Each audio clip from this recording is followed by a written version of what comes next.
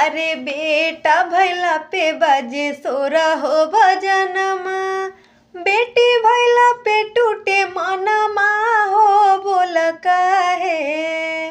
अब गर्भे में मारल जाता जनमा हो बोल काहे।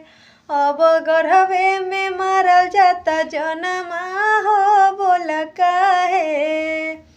आखिर बेटिए ता होली कहियो केहू के माई।